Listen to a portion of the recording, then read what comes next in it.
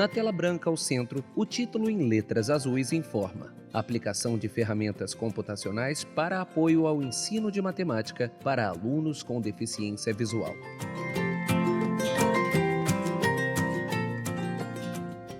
A gente já tinha conhecimento que as pessoas cegas usavam, sem grande dificuldade, ferramentas como o geoplano, né, para fazer especificação de desenhos. A professora Paula nos explicou sobre isso, nos mostrou alguns exemplos.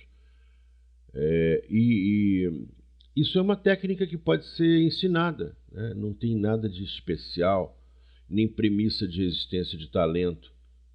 E se você pensar que o geoplano pode ser imitado através de programas de computador, a gente fica ainda com mais poder de produção de desenhos, né?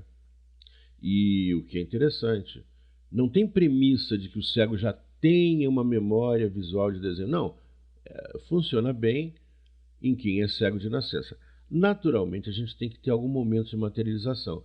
E aí, nesse processo de desenho, o conhecimento do geoplano, melhor ainda, o conhecimento do multiplano, que nós mostramos aqui no curso, né, é muito importante. Tá? Agora, se a gente pensar na pessoa cega desenhando com lápis ou desenhando de forma manual, a coisa não é muito fácil.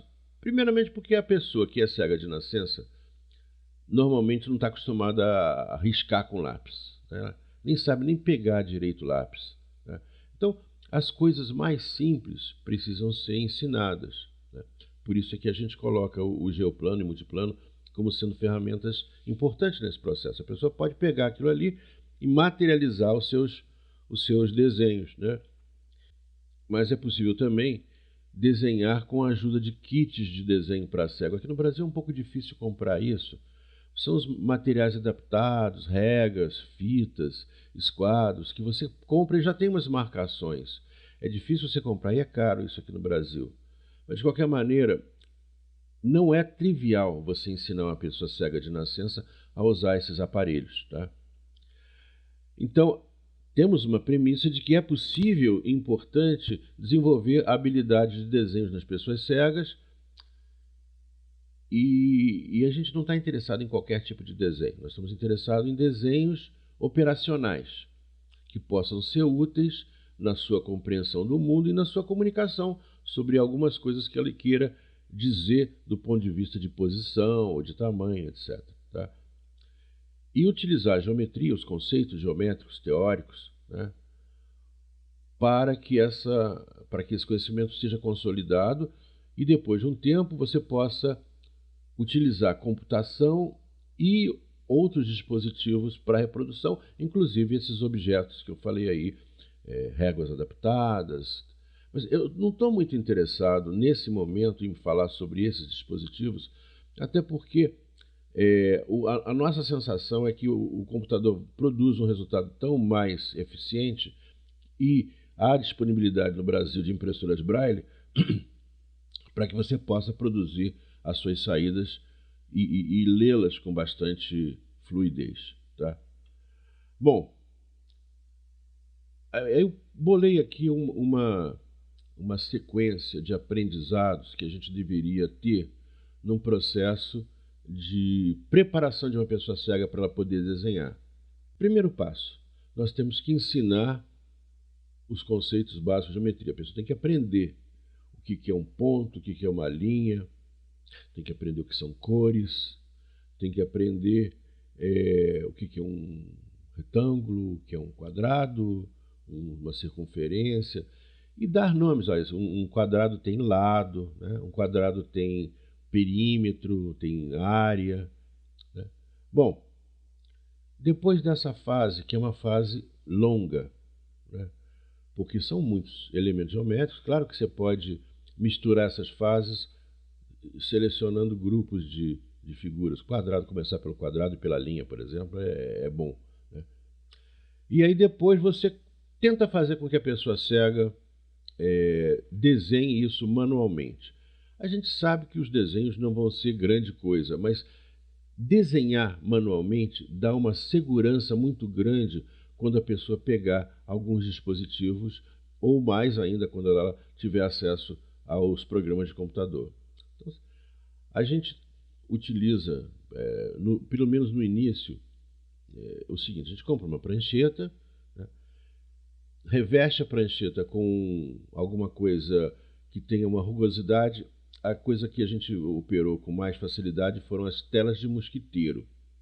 As telas de mosquiteiro, elas têm uma certa rugosidade. Você coloca uma tela de mosquiteiro presa com durex, né, cobre com papel, e a pessoa então vai usar um lápis com uma certa força para desenhar no lápis, através dessa folha de mosquiteiro que fica embaixo, né? A pessoa escreve no papel e a folha de mosquiteiro faz com que aqueles riscos sobressaiam. Então, essa é uma maneira bem simples que pode ser utilizada em qualquer lugar do Brasil, né?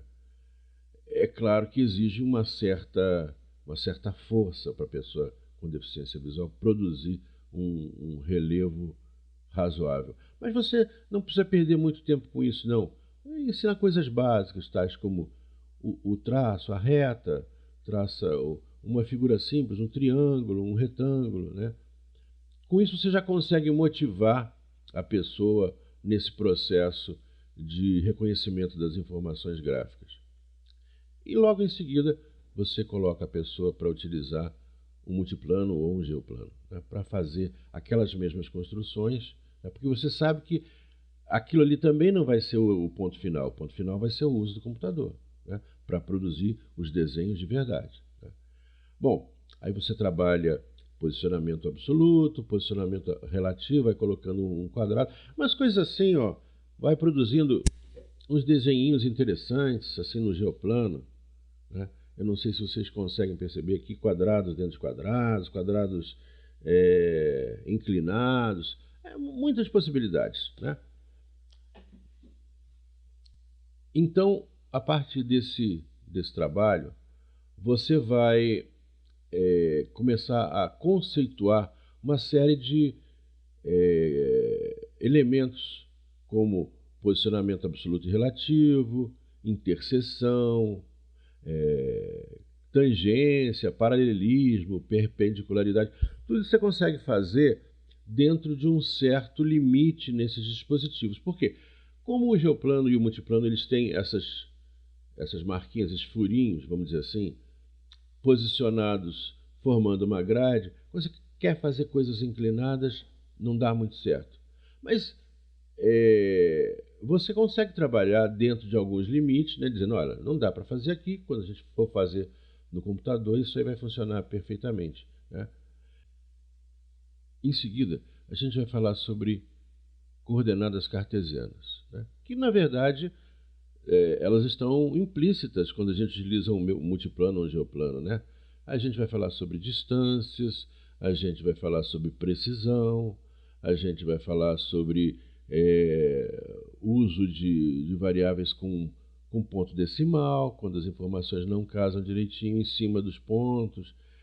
Bom, a gente vai explorar essas questões das coordenadas cartesianas e, mais do que isso, vai fazer com que a pessoa se habitue a posicionar os objetos a partir das coordenadas, né? Quer dizer, o x, y, o eixo, tudo isso tem que ser muito bem explicado. E a partir daí, então, a gente parte para trabalhar com os desenhos mesmo. E aí você tem várias opções, pode fazer esses desenhos utilizando o próprio multiplano, o geoplano, mas a ideia é que você faça coisas mais complexas, né? Em especial que você crie estruturas. Vamos imaginar, por exemplo, a pessoa já aprendeu um triângulo, já aprendeu um retângulo, tá? Então você coloca um retângulo e coloca um triângulo em cima e diz assim, ó, isso aqui é a frente de uma casinha. Vamos botar uma portinha? Aí colocamos uma portinha, outro retângulo. E a pessoa então vai entendendo que os desenhos eles são compostos de superposições ou justaposições de elementos básicos, né?